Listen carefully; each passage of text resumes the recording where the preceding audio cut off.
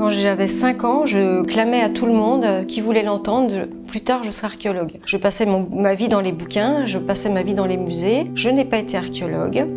Ça a été une énorme frustration dans ma vie. Mais quelque part, Dieu m'a redonné au centuple ce que je n'ai pas eu en fait, parce que je me suis créé ma propre archéologie. Bonjour, je vous propose d'aller à la rencontre d'une artiste, une sculptrice.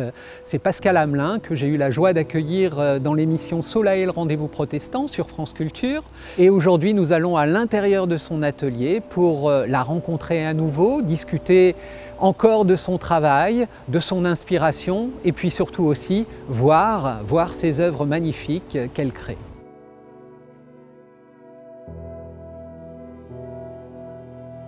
Bonjour, je m'appelle Pascale Hamelin, je suis artiste sculpteur depuis 25 ans. J'étais avant styliste, j'ai fait de l'accessoire de mode pendant 10 ans.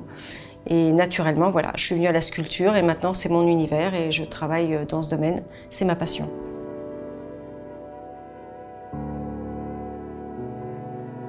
J'avais commencé enfant à travailler dans un atelier qui préparait pour les Beaux-Arts à Rouen avec l'artiste Laszlo Mindszenty. Ça a été vraiment un long parcours et puis à l'âge de 22 ans, je suis rentrée dans un atelier de couture et j'ai trouvé que c'était passionnant et je me suis dit tiens, pourquoi pas. Donc j'ai navigué dans cet atelier pendant 3 ans. Donc du coup après je me suis mis à faire des accessoires de mode moi-même et ça a duré à peu près 10 ans. Et en fait, après avoir sculpté le tissu pendant 10 ans, je me suis dit peut-être que maintenant je peux retourner à quelque chose d'un peu plus sérieux, où je puisse vraiment m'exprimer, parce que l'accessoire de mode c'est très joli, enfin on fait des choses magnifiques, mais en même temps ça parle pas comme la sculpture. Quand je suis revenue à la sculpture, je me suis remise à la terre, parce que j'avais déjà travaillé la terre enfant. Je me suis remise à la terre, mais là j'ai vraiment découvert ce que c'était que la terre avec la communication et parce que c'est un vrai discours qu'on a entre la terre et soi. Enfin, ça parle beaucoup, la terre, ça nous dit plein de choses. Et en même temps, c'est toujours elle qui gagne sur nous, dans le sens où si on fait des petites erreurs ou des choses comme ça, eh ben, ça casse et puis on perd tout. Et c'est ça qui est passionnant parce que du coup, ça apprend vraiment l'humilité et ça apprend la patience. Puis je travaille aussi quelques pièces en terre que je passe après sur tableau.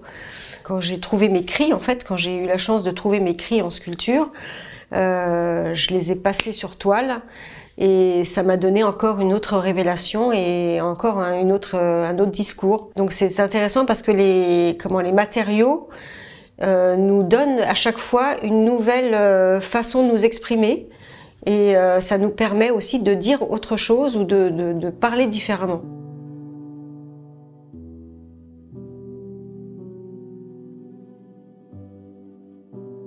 Comme toute personne, au départ, j'ai pris des cours en atelier, donc j'ai fait 6 ans d'atelier.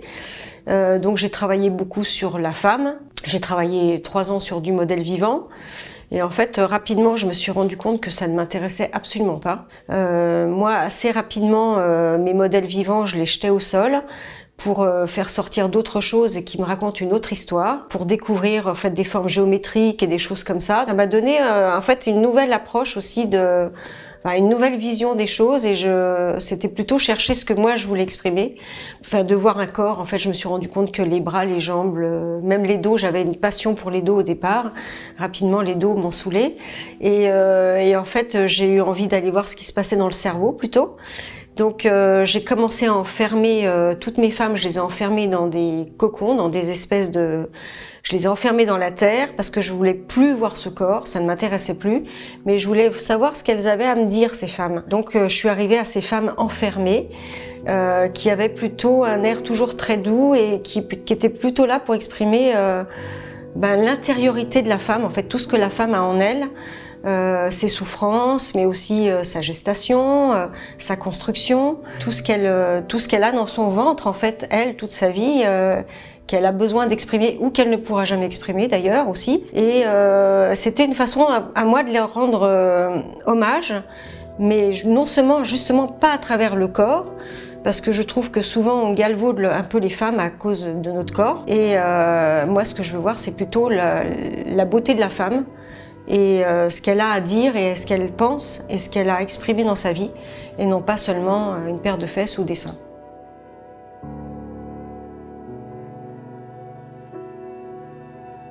En fait, en même temps, il y a les choses qui nous conduisent dans la vie par rapport à nos propres vécus.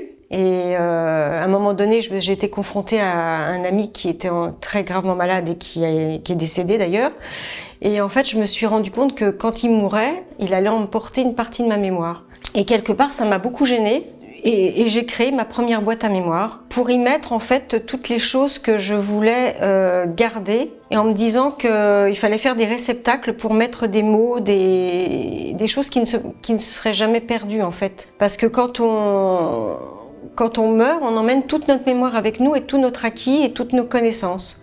Et je me suis dit, c'est quand même dommage en fait, à chaque fois que tout ça parte. Donc la première tête, ma première boîte à mémoire, ça a été une tête de femme parce que je la nommais mémoire.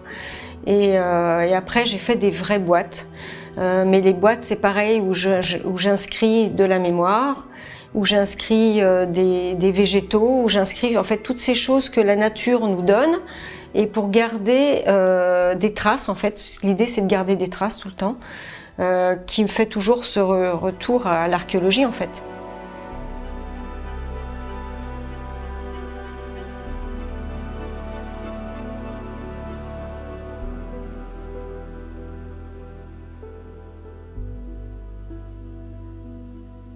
Dans ma démarche artistique, il y a vraiment une démarche de foi. C'est vrai que ma foi est quelque chose d'hyper important dans mon travail. Il est clair que je ne fais pas tout ce travail par hasard.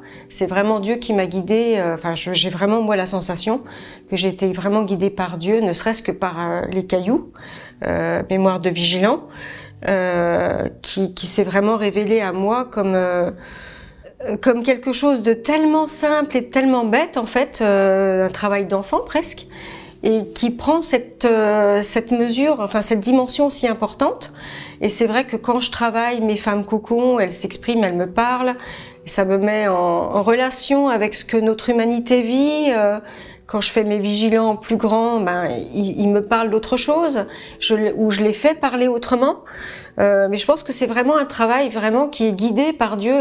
Moi ici, c'est vraiment mon antre, c'est là où je prie le plus, et c'est là où j'ai vraiment une vraie connexion à Dieu quand je travaille.